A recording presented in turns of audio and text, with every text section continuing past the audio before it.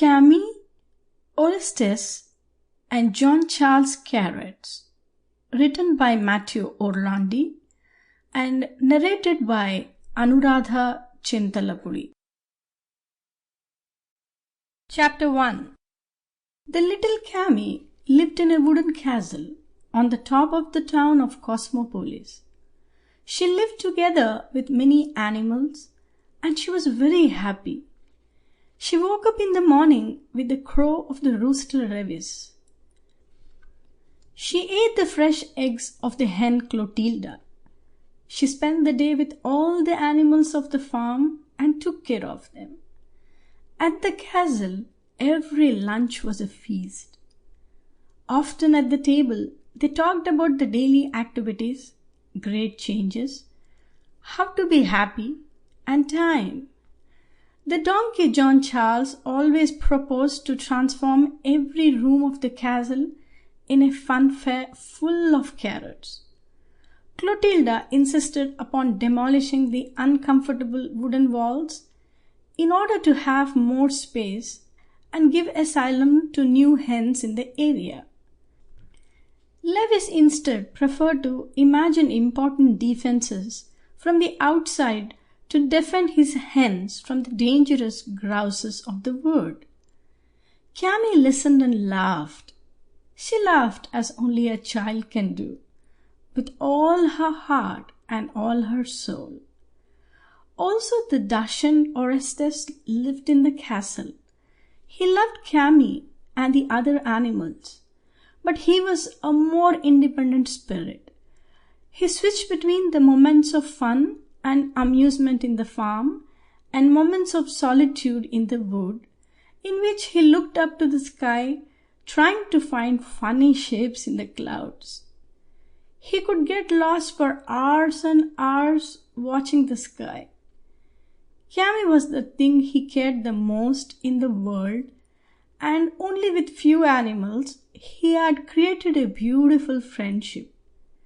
The town of Cosmopolis was a real city with its beauty and its difficulties, in which a multitude of people and animals lived together with their contradictions and their poems. Everything changed one night in August, when the cruel wizard Scarfutur arrived in Cosmopolis from the Badlands. He was a very powerful and cruel wizard who travelled only at night and destroyed whatever lied within the reach. No one had ever seen his face, but his reputation was legendary. In one night only, he ran like an earthquake on the outskirts of the city, razing villas, apartments, bridges, boats, and much of what Cosmopolis inhabitants had built to live their life. Who had built a boat found it perforated and without oars. Who had built a tree house found it on the ground. And who built solid foundations found his house without roof. Cammie lost everything: dolls, toys, books, and clothes.